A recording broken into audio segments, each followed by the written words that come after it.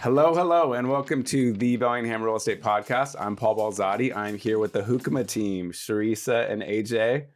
Welcome, guys. Yeah, thanks for having us. Thanks. Yeah, absolutely. And today we are talking about VA loans, active military, veteran programs for buying and selling, and specifically kind of getting into how the benefits of a VA loan and the process that a military member or a veteran kind of deals with buying and selling, since you two are both veterans. So, well, first though, Cherisa, how long have you been in real estate? 5 years. 5 years, and AJ? Yep, 2 years. 2 years. So 5 years, Cherisa's been doing a great job. And then now we have the power of two, the Hoekema team for the last 2 years, which is wonderful. And how long, I know you guys met in the military. Yes. And you have a long, outstanding military career. So tell us about how you met in the military. Let's hear about the military background. Yeah. So AJ went into the military right out of high school in 2003 and ended up at my command in 2008. Oh. Yeah. Yeah, it was not love at first sight for either of us, but it was laugh at first here. So that was great. Yep. I served one tour in the military, in the Navy, as military police. And then AJ ended up transitioning out in 2012. Yeah.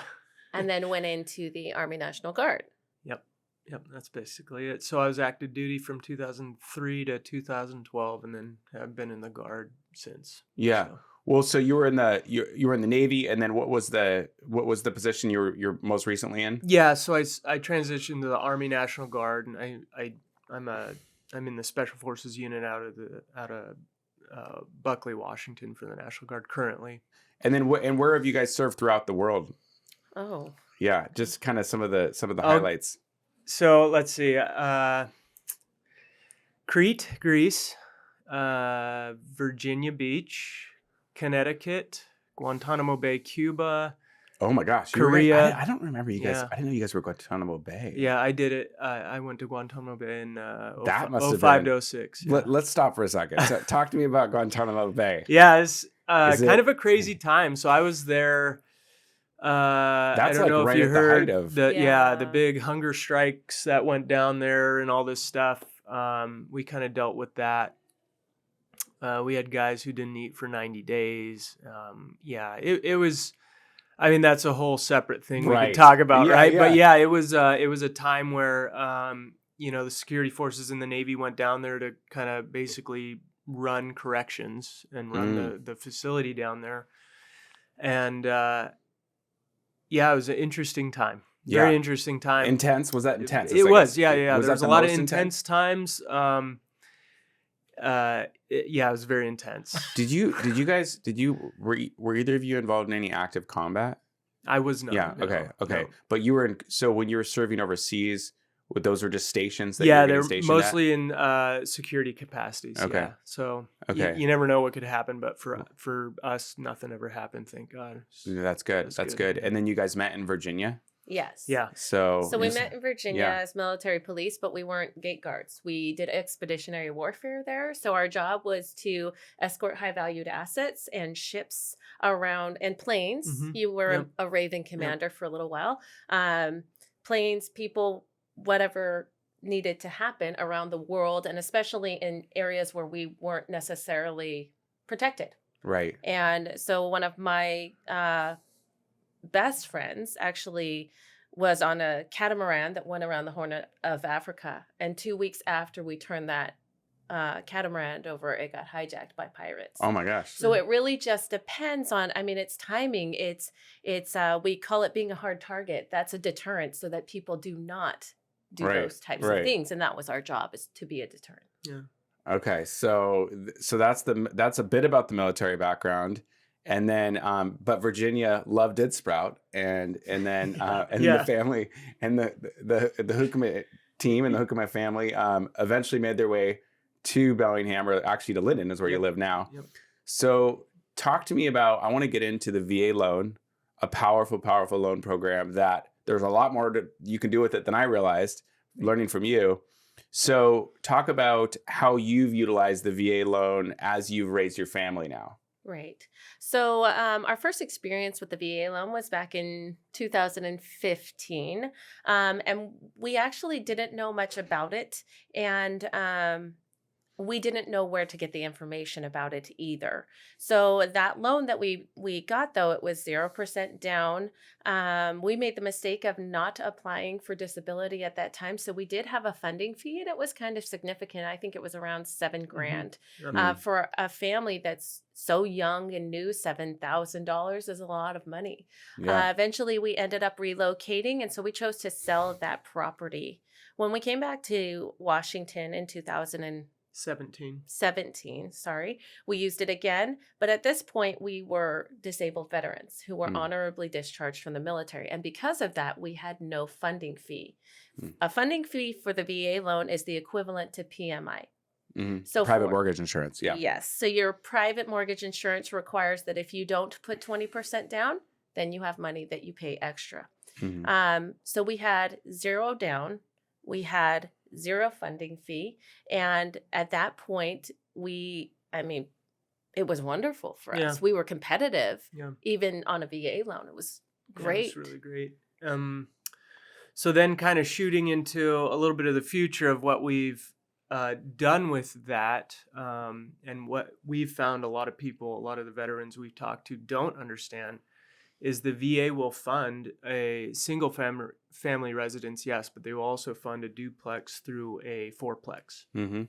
So as I started getting my investor kind of brain working and reading and understanding the VA, we realized, okay, we can utilize the VA to move into a fourplex is what we wanted to do. And I ran the numbers and it was like, wow, we could actually be making money, a little bit of money, and not, cancel out our mortgage with the other rent coming in. Yeah, live for free. Yeah, Essentially. basically live for free. And so what I did with our current VA that we had in Linden is I said, okay, well, I'm going to refinance it because we bought 5 years ago. The market's just skyrocketed here. So we Right. had 80% loan to value to go into it and refinance it into a conventional loan. Yeah. So we did that and we kind of sat on it for about a year. So just to pause for a second. So you refinanced it to a conventional loan so that you could free up VA funds. Yes. But when you went from your first house to your second house, you had both VA going at the same time. So you can, in some cases, have. So before we, you guys end up buying a fourplex. We're going to talk about that. Yes. What if somebody owns a VA home? Is there a way that they can own a second? Yes. And that's what you guys Yes. did the first time? So the government actually created this program so that veterans who are transitioning to their new duty station about every 3 years could own a home in one location on a VA loan and also purchase another home in another location on a VA loan. Without selling the other one. Correct. It's Yeah. called two-tier lending. As long as you qualify with your debt to income ratio for both properties, you can put both of them on the VA loan. Okay. Sometimes it requires that you bring money and put it down for that new property, but not always. Okay. So then because you had 2 VA loans already out there, you had to go ahead and refinance one of them Yes. into a conventional to free up your VA funds again. Yes. To start all over. So then, talk to me about this fourplex. Yeah. So then, now that the VA was freed up, I was kind of like on the hunt. Okay, so we found somebody who was building a fourplex, and we said, hey, we're veterans. Can we put a purchase and sale agreement with earnest money down? But I want to fund it VA. So at the end of the day, and I had already gone to my lender and discussed this whole process. So I had a pretty strong case to bring and say, hey, it's going to be funded. We're good to go. We just need it to be, built and inspected and be good to go. So after we ran the numbers, we spent a little over $1 million for our fourplex, and we got it on a 2.75 interest rate, which again, this was a year and a half-ish ago. So, rates are going up, but it's still, VA still beats out most interest rates on a government-backed loan. Right. So we ran the numbers, and you have to move in. It has to be a primary residence for you. Yeah. So we said, okay, let's move in. We're going to move our family of 6 into a 3-bedroom, and everybody was bunked up. We had the boys with boys, girls with girls, and obviously us and the master. And Yeah, we just you're required to be there a year currently. Mhm. I think when we first bought our first VA home, it was 2 years you had to be there, but for whatever reason, it's a year now. So we lived there for our year, and then we're like, you know what? Let's head back into our other house. That has it's a more little bedrooms? It was little just too too cramped. Yeah. But it was a sacrificial experience, but it's the property cash flows for us, and we put zero money into it. Which is remarkable. So you put zero down on $1 million plus fourplex Yes. with a VA loan, which is unbelievable that you can do that. Yes. And you move in, you bring the 4 kiddos in there, Yes. and then you have 3 other renters. Yes. They're paying the mortgage in completion. So essentially, you're putting zero down. Mortgage is covered. You're barrel down for a year, and then now you could essentially, move. I mean, theoretically, you move another renter in at some point, as long as you stayed, as long as you're supposed to stay. Yep. And then it eventually, and then can cash flow even better. It's appreciating. Now your net worth is obviously a lot higher, and you've essentially purchased. I think you told me off the podcast that you had purchased another home before that. So you've now purchased 1, 2, 3 single family homes and a fourplex, all with the VA. Yeah. Correct. And pretty much every one of those, at least the second, third, and fourth, or the third and fourth, you were living in one home and then not actually selling to go to the other. Right. But Correct. We just refinanced and freed up is what we call it, freeing up your VA. And so actually, now you still own 3. I'm sorry. So how much property do you own right now? 3. We have 3 homes, a duplex, fourplex, and then our single family. All purchased VA zero down.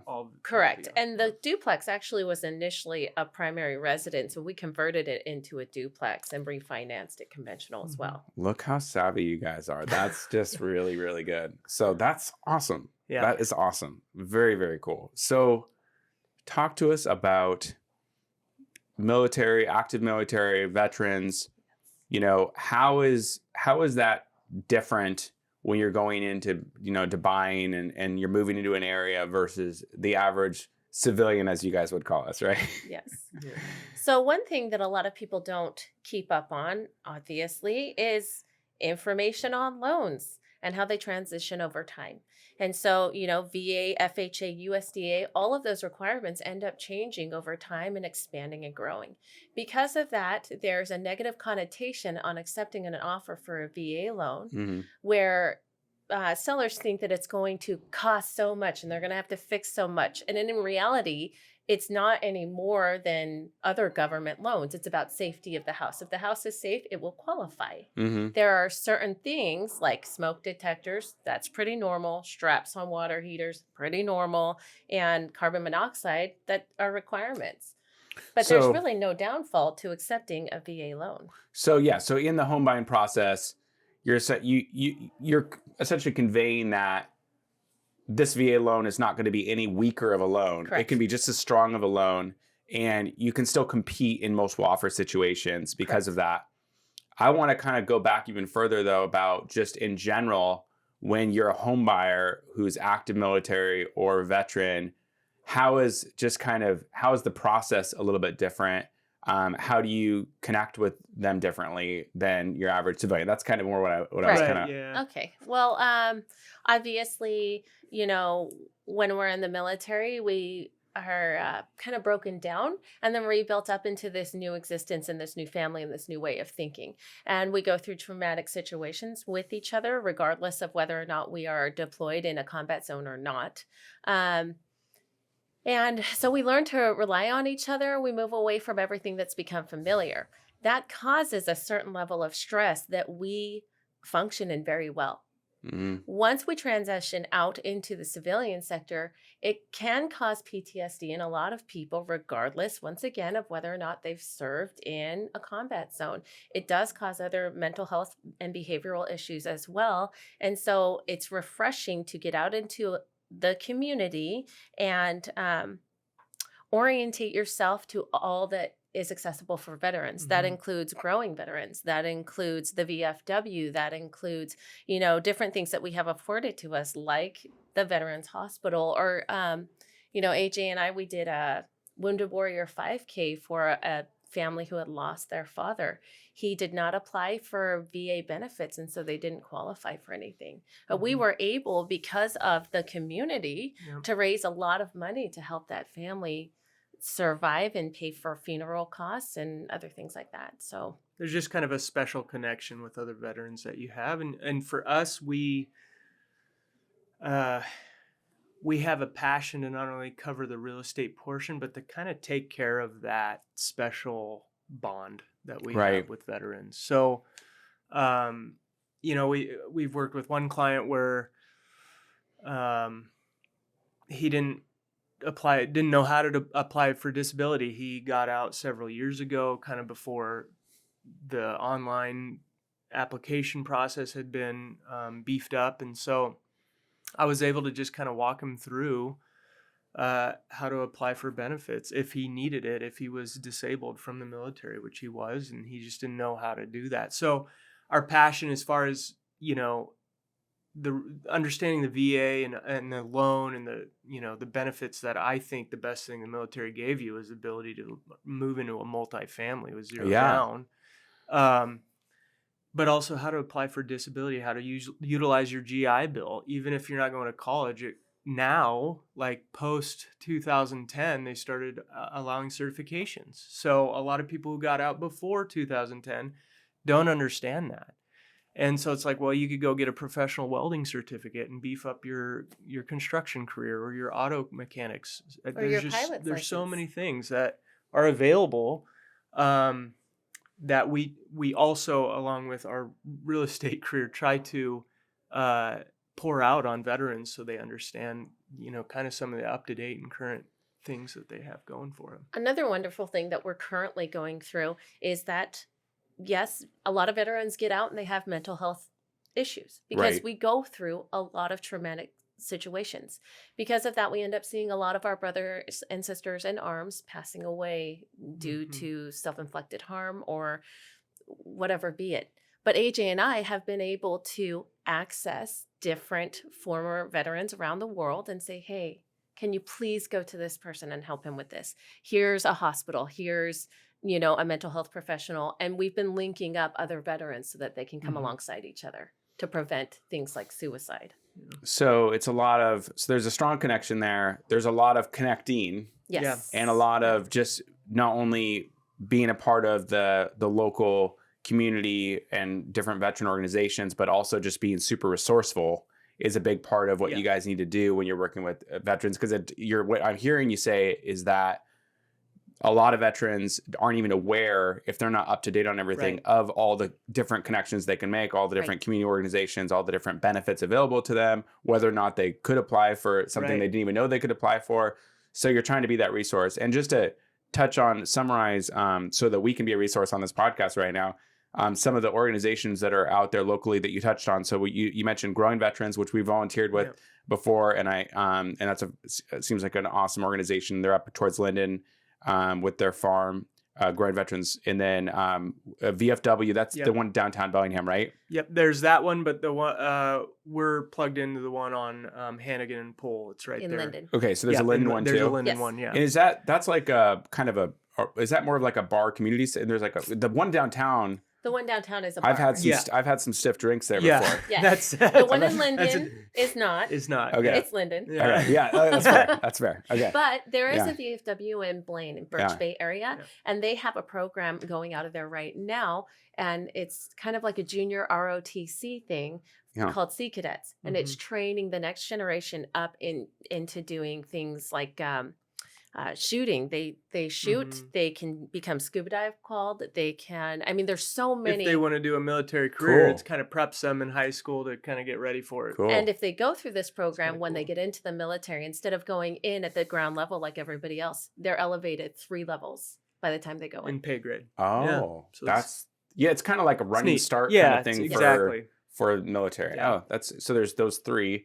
And then what other, you mentioned there's Wounded Warriors. Is that kind of is that an organization or what is that? Yeah, that's that's a big national one. But they have a local kind of. Well, we kind of just reached out. Oh yeah. We kind of reached out to a friend of ours who runs his own kind of Wounded Warrior chapter. He calls it something different, but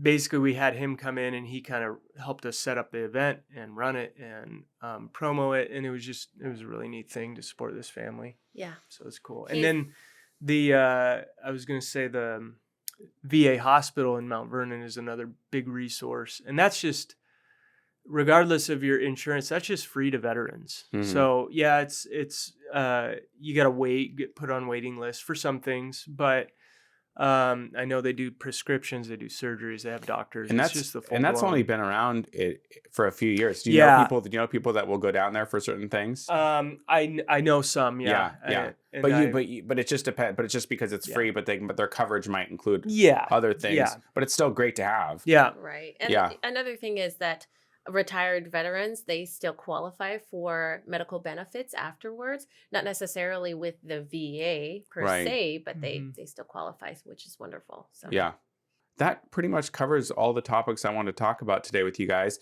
Obviously, if you are a veteran, an active military member, and you're really looking, I know because you've been serving down in, where are you serving? In Buckley?